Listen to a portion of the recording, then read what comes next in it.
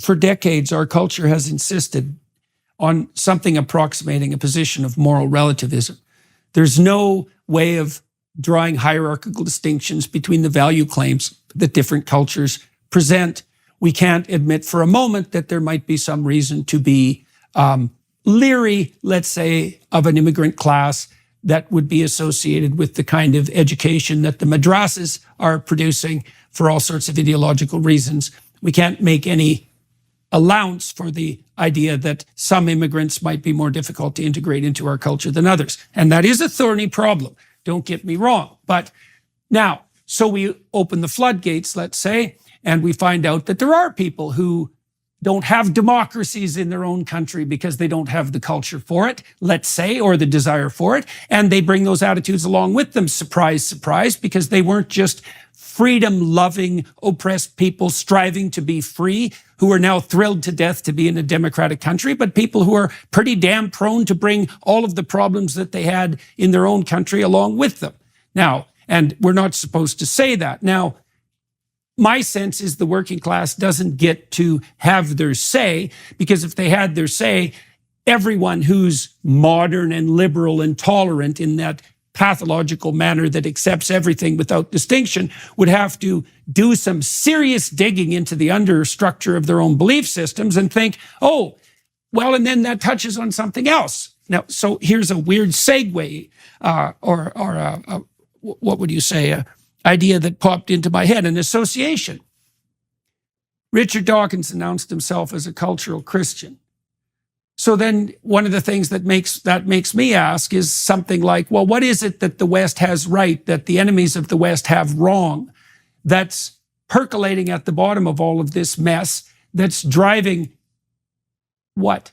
That's driving the relativistic arguments of the pro-immigration types, but that's also fulminating this terrible clash of cultures that we unsurprisingly see emerging on our streets. It's like, so the question first is like, what the hell's driving the massive immigration into the West? Because we see it in Canada, maybe worse than anywhere else at the moment, or at a more rapid rate than anywhere else. Canada is so damn peaceful, it's hard to destabilize it, but we're working hard on that. So what's driving this? Is it the insistence? Is it this ideological insistence? It's a lot of things. One is, as I've warned about for a long time, one is something that isn't inevitable but is hard to resist, which is the simple ease of movement in the 21st century, the relative cheapness of travel compared to any previous century, and the knowledge through the devices we have in our pockets around the globe. I mean, 3 billion people are on WhatsApp alone. The ability of people anywhere in the world to discover the life of anyone else in the world easily.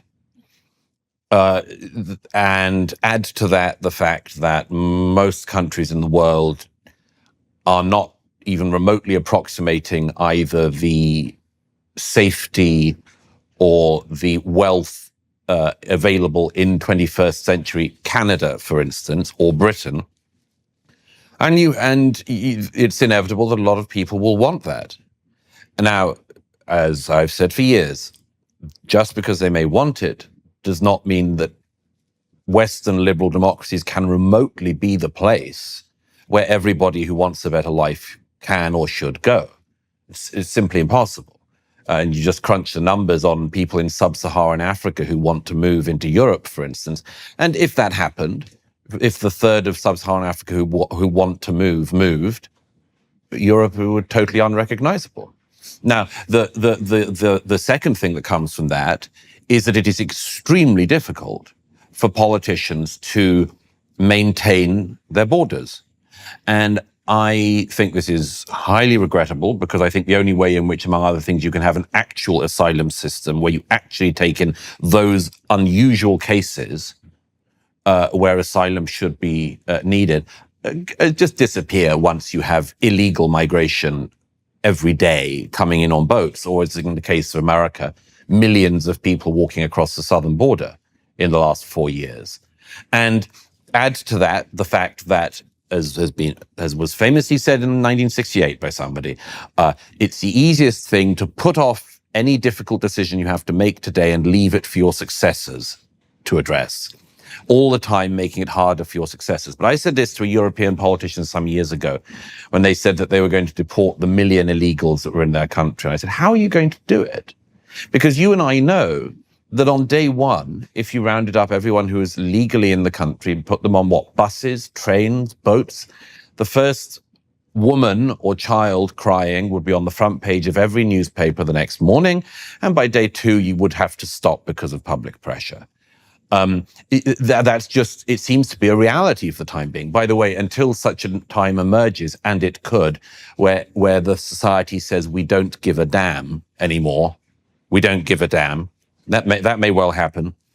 But until that does happen, countries are absolutely incapable, politicians are incapable of answering this question. Then you have a follow-on one, which addresses what you mentioned about Richard Dawkins, among other things, which is America. It's not quite true to say that America was a society based on an idea, but it's a nice idea.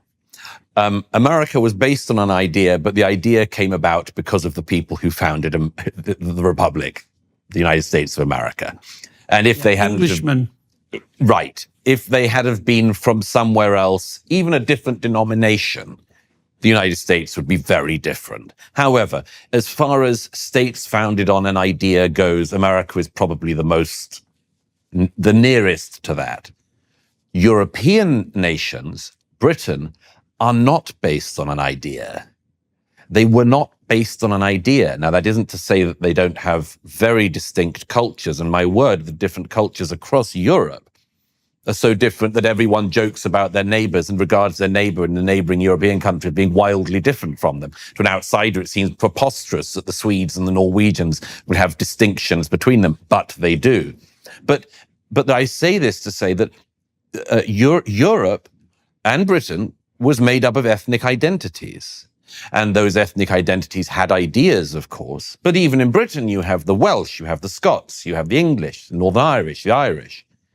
How do you integrate into that? How do you do it? Does anyone know? And the answer is no. Have some people? I'd say yes. Have a majority? It doesn't look that way to me. And so this is just a bomb underneath the societies in Europe in particular. It has been about ethnicity. We don't like things about being about ethnicity, so we say it's about an idea. But all my adult life, this idea has been so hard for anyone to pin down that they've just failed at it time and time again. I'm old enough to remember when Gordon Brown was Prime Minister, and I contributed to a book that he edited about being British, what Britishness was. That was 20 years ago.